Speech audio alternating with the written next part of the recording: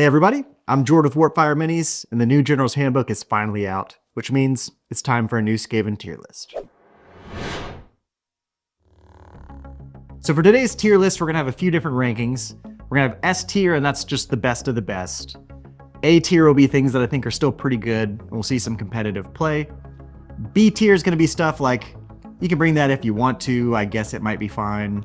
And then from there, we're jumping straight down to F, and it's, you're messing up, don't bring these guys. And so we'll kick things off with the big rats first. So starting out, it's going to be Screech. This guy, for some reason, went down in points. He was already seeing some competitive play already with like the Screech, Deceiver, and Deathmaster combo kind of lists. And so for Screech, it's going to be the same old, where he's hitting really hard with the Deathmaster he's running and charging. He's got those couple spell casts and dropping his points down to 380. He's going to be a solid pick for this season too. So we're going to go ahead and slot him in at that A tier. Next big rat's going to be Vizik. And again, he dropped down to 380. They're neck and neck with Screech. And it kind of gives you the option of, do you want to have something that's really hitty like Screech, or you want to have the more support kind of role like Vizik? If you were one of those people that was running the 180 clan rats in Vizik, that style list is still going to be really good in the new GHB. With all the clan rats counting as scouts units, and even those revived units counting as scouts units, that style of list is going to be great. And so with that in mind, like we could put Vizik at the S tier and say that list is going to be awesome, which is probably true, but that's just not my favorite way to play. So I'm going to drop him down to A tier. And that's where, if you put him into a regular list, he's still good. He's just not like a must have where it's the only way to play. So scooting over to the next rat, it's going to be Thankwall. And he was one of my favorites before, but unfortunately with the new GHB and kind of the way we've seen the game evolve, I don't know that he's going to be the pick going forward. And a big part of that's going to be the next unit that we talk about. But Thankwall here, like turn off the commands is still good. He can still do a little bit of damage, but I don't know that like we're going to see him in a ton of competitive lists. So I'm gonna go ahead and put him in that B tier. And again, that's a big part of it is because the next unit is the new Screaming Bell. The Scourge of Ghyran variant is just so good. And the reason it's so good is that turn 2 and turn 4, it's automatically giving you that -1 to hit effect. It's not rolling on a random chart and crossing your fingers. It's, I guarantee have this turn 2, and turn 2 is kind of when a lot of the action is happening. So being able to give a huge chunk of your army -1 to hit is incredible. Being able to heal all the units D3 that are in that range, also incredible. When you think about things like Tzeentch's Burning or Maggotkin's Disease, the Bell just by itself hard countered their whole army. Then it's very durable on top of it. It's healing itself. You can give it the Foulhide to heal an additional D3. The new Screaming Bell, it's going to be in a ton of lists. It's going to be S tier. And with the Bell being so good, it kind of just hurts the stocks of other units like Thankwall or like a Foot Grey Seer or any of your little wizards. When you look at their points cost versus the new Bell, it's only 310. Like, it's just worth the points to upgrade it to get all these cool new abilities. Then the next big war machine is the Plague Furnace. And it didn't see a lot of play in the last book, but this new one, I think it's going to definitely see some competitive play. And the deal is it's got that 13-inch bubble that gives them -1 to their ward saves. And so if we see a meta that's heavy into like the Death Armies or Maggotkin, things like Cities or Daughters of Cain, a lot of armies that have a 5-up ward, if that goes to a 6-up ward, like you've just crippled them in a real way. And with it being comboed with the new Bell, the furnace itself is going to be -1 to hit. It's going to heal D3. You give it the Foulhide, so it's healing D3. It's a Priest 1, so you can be trying to save up those points to do a big crit mortal bomb from some Rat Ogres, stuff like that. Where this one, it'll be neat to see how the meta evolves and the role that this one can play. But if wards are heavy, the Plague Furnace is going to be in. So for now, we're going to go ahead and put the Furnace. We'll put it at that A tier. But if we see all the wards, it could slide up to S. Then moving on to the Verminlords, we're going to start out with the Deceiver. He's still amazing. He's S tier for sure. He does all the same things. He went down in points. And again, that Bell, I'm going to keep harping back to it, but giving the Deceiver -1 to hit, healing him an extra D3, like with the Foulhide healing D3, then the Bell healing D3. The Deceiver is now even more annoying for opponents to deal with. So Deceiver stocks are up even higher, S tier. Next up is the Warbringer. And this one, I was hoping that they were going to change his ability. Since they made those changes to all out attack and all out defense, I was hoping maybe they would tweak his ability to make it better, but it just still sucks. The Warbringer does okay damage, but compared to things like the new Scourge Broodterror, like, he's just not worth the points. I'll put him down in B tier. That's because there's the new battle formation, the Will of the Horned Rat, where the demon units can get a 4-up ward while they're standing next to infantry. And so there is a list where you could bring some Warbringers, have them next to some Clan Rats or some Storm Vermin, and the ward being a 4-up will help keep them alive, and there will be a little bit of play there, but I don't think we're going to see that at the top. Next over is the Pestilence variant. We got the Corruptor, and he went down to 320. The Warbringer went down to 310, and the Corruptor is just worse in every way. There's no reason to bring this guy. He's a Priest 1, but so is the Furnace, who's just better in every single way. Drop this guy in F tier, don't bring him. And the last Verminlord is going to be the Warp Seer, and the extra movement on the 3 claw steps is still pretty cool, but now he's directly competing with that new Screaming Bell, and he's not as good. I'll put him in that B slot, and it's just, there will be some like movement shenanigan style of list where you can bring him, but he's definitely not as good as the Bell. So then on to the foot heroes, and we got all the Scryer ones like the Arch Warlock, the Engineer, the Galvanier. I'll put all those into B tier. They should probably be F tier. I don't think they're gonna see a lot of play, but like there will be little niche circumstances where if you want to bring a bunch of Warpvault Scourgers, like sure, you can bring a Galvanier. If you want to have Jezzails to try and pop a hero to score an early battle tactic, like, okay, you could bring a regular Engineer, and that makes sense. But I don't think any of these are going to be the best pick, especially with the new regiment changes. Part of the value on these guys before was that they could bring the different weapons teams in their regiments. And when we were trying to run 6 or 12 Rattling guns, like that made sense. But I think we're going to see a little dip in shooting. And now with the Verminlords being able to bring any Skaven unit, those kind of regiment issues are gone, so stocks on all these guys down. We'll stick them B, but probably should be F. So while we're talking about the F boys, we'll go and mention the Claw Lords. They're both terrible. The one on Nobbies, like, it's fast, but it doesn't do anything. Regular Foot Claw Lord, like, it's really, really cheap now. So, like, will somebody try and build a meme list where they bring 20 of these guys? Like, somebody will try it, and it's probably going to be okay. But at large, these guys, they suck. They're F tier. Next up, it's going to be the Master Molder. And for this one, I think he's going to see more play than before. Just in general, I think we have to be kind of more melee-centric. And so we're going to see more Molder units on the battlefield. And with him being able to buff them and heal them, there will be like a reason to sneak him into some lists here and there, especially in Thankwall's Army of Renown. So we'll go ahead and stick him in A tier. I think we will see him in some competitive lists. All right, then we've got Kritok.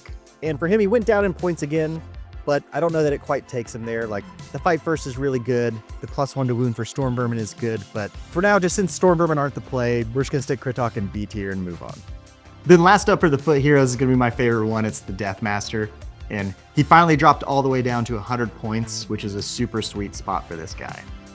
We'll see some meme lists, and we already have, where you can bring 15 of this guy, plus like a bell, and go around just running and charging and shooting all over the board, and just having a really good time with it. I don't like spam lists. I hope one day they give us like a rule of 3 or something, some sort of variant of that to prevent these kind of silly lists. But for now, like, go run and charge your heart out, bring a million of these guys and have fun. Then too, like, if you want to bring a Deceiver, you want to bring Screech, giving them the run and charge, also very valuable. The only thing we want to watch out for with this new GHB, and that's for all the small foot heroes. The first step on one of these battle tactics is to kill a hero.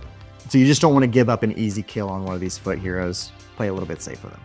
And so Deathmaster, S tier. Then we finally made our way to Infantry, and we'll start out with Clan Rats and Plague Monks both. We're going to put both of them right into the S tier. 20 bodies for relatively cheap points. Like, we want that for screens. We want it for holding objectives, scoring tactics. These guys are both really good. And with Plague Monks dropping down 10, they're only 130 points now. And so are Clan Rats 20 points better than Plague Monks? I don't really know. That's kind of a gray area where if you need that 20 or maybe 40 points in a list, downgrading the Clan Rats to Plague Monks makes a lot of sense. Next up, we got the Globadiers, and these guys fell all the way down to 90 points. So they're just super, super cheap. They're not going to do a ton of damage, and if they get hit, they're going to die. But you just got to remind yourself that these are only 90 points, and that's okay. They're going to count as scout units for some of your battle tactics, and so being able to have like 2 or 3 units of these out there for really cheap, just to go up, score a tactic, die, then you bring them back to life and they still count as scouts units. I think the Globadiers are going to have some real play, just as little slot fillers or getting those extra scout units. And so Globadiers, we're going to put them in that A tier. You don't have to bring them, but I think we will see them in competitive lists. The next up is Storm Vermin, and they didn't go down in points, which was a bummer. They stayed at that 120 mark. And so when we look for damage, like the Rat Ogres just do it a little bit better. If we're looking for bodies, like Plague Monks and Clan Rats do that a little bit better. So they're kind of in that weird spot where, are they really good? Not really. And so I'm going to drop them down to that B tier where like there will be lists where people are bringing them. A lot of people love Storm Vermin and like you can buff them up with a few different things and make them work, but they're just not my favorite. And I think you could do better elsewhere. Which brings us to the next unit, which is Rat Ogres, who are just better in almost every way. With the new bell giving us that -1 to hit and the healing, Rat Ogres can actually benefit from that. Their ability inflicts D3 mortal wounds on themselves in order to get an extra attack. The bell is now going to instantly heal that off at the end of the turn.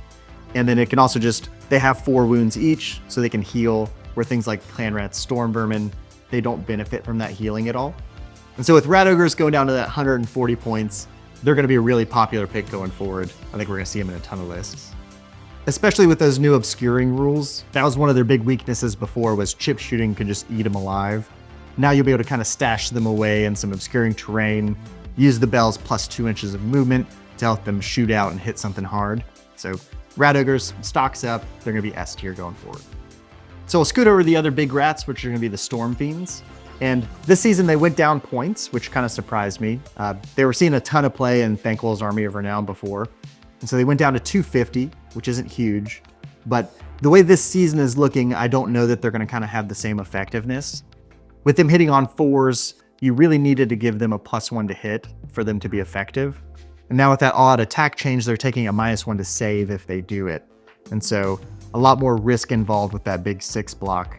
You're going to odd attack and then you better cross your fingers and pray that you wipe it out. Otherwise, they're just going to hit you back and wipe you off the board. Then the other detriment to these guys is through the battle tactics, scouting looks like a decent one for us. And if they're deep struck underneath the ground, they don't count as scouts units, which is a bummer. And so for Storm Fiends, we're going to put them in that B tier. And if you're running the Army of Renown for Thanquol, like they'll be A tier, maybe even S. Like that's going to be the one spot where they really, really shine. Next up is going to be Night Runners. And these were one of my favorites for a long time. But for this season, I think they're going to be out. One of the big detriments is that they get that pregame move of 7 inches.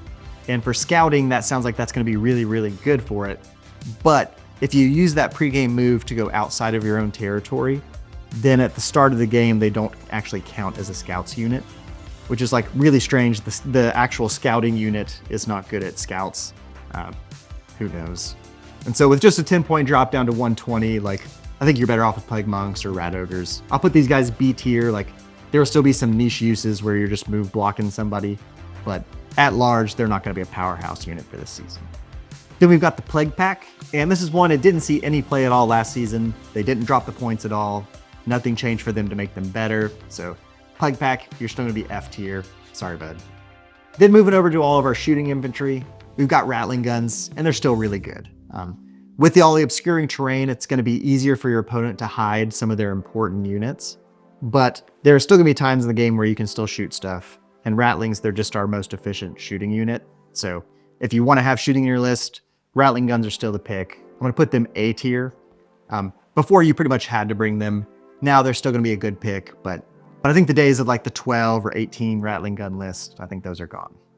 Then for the other ones, we've got the Warp Fire Throwers, we've got the Warp Bolt Scourgers, and then Jezzails. I'm going to go ahead and put all those into B tier. If you have a little bit of points left over in a list, like having a squad of 3 of these guys floating around, not a terrible idea. They'll be able to contribute in some kind of way. And things like Jezzails with an Engineer, being able to pick off a little foot hero to help score battle tactic, like there is some merit to that, but I don't think we're going to see that in every list. Then moving over to the other units, we've got the Warp Grinder. This thing is still awful. GW, you got to change the rules on this guy. Points aren't going to help. Like maybe if it was 70 points, we might bring it, but a 4-up to use your ability or you just don't come on the board. It isn't good. There's no way to use this guy in a meaningful way. F tier. And keeping with that same theme, we've got the Doomwheel, the Plague Claw, and then the Warp Blaster. F tier. They're all terrible. Like, we just have better unit choices that do the same thing, just better in our own army. So there's just no reason to bring them Fs. But for a bright spot, we've got Doom-Flayers. These were a unit that everyone was using anyways because they're awesome, and they dropped them by 20 points for some reason, down to 110 each. So squads of 4 Doom-Flayers for 220 points. Sign me up. These are going to be everywhere. They're awesome. And so for Doom-Flayers, definitely S tier. Then the last shooting unit, we've got the Warp Lightning Cannon, and it went down to 120 points, which is like a good point value for it. And we'll see it in some list, but it's still just too swingy. There's no way that you can count on it. And then you have to bring a Scryer hero in order to take advantage of its ability. So I'll put it in B tier, but it could be F, sure. Next up, we got the Hellpit, and he dropped all the way down to 200 points. So we're definitely see some people using him, especially in Thanquol's Army of Renown. He was already seeing play over there. But at 200 points, he hits pretty hard. You got that too horrible to die roll where if you hit the 5, you're gonna be having a real good day. For the Hellpit, I'm gonna put him in the A tier, but then even better than the Hellpit is the new Scourge Brood Terror. This guy, I just love everything about him. He's S tier. Again, if we could go S+, we would, but he got a 5-up ward and he dropped 20 points. Okay, sure, I'll take it. But right now I'm running some lists where I've got 2 or 3 of these guys in it. They got the ability to give other Molder units +1 to hit, which is exactly what Rat Ogres need to be effective. And 1 Brood Terror can buff up to 4 other Molder units in range. So if you have 1 that's not even in combat, he can give Rat Ogres +1 to hit, and then your other Brood Terrors +1 to hit as well, without having to suffer that all-out attack penalty. So these guys, just love everything about them. S+, let's go. And then for this new Brood Terror, another huge part of it is just it combos so well with the Screaming Bell. Just being -1 to hit with the 5-up ward and 12 wounds, it takes something really serious to kill a Brood Terror. Then if they don't kill it, at the end of every turn, it heals D6 from its own ability and D3 from the Screaming Bell. And so if they don't one-shot the Brood Terror, he's going to be pretty much immortal with all this healing, and he's going to continue to do a bunch of work. And so that's it for Skaven for the new GHB, and we'll see what they do. I think we'll get some points increases, especially on that new bell. It's just so good. Like, whatever you're thinking, it's better than what you're thinking. Put it on the board, play some games with it. You're gonna have a good time. I'm gonna drop a couple of my list ideas down in the description for you guys to check out. And as always, if you need any models, check us out at warpfireminis.com. Thank you.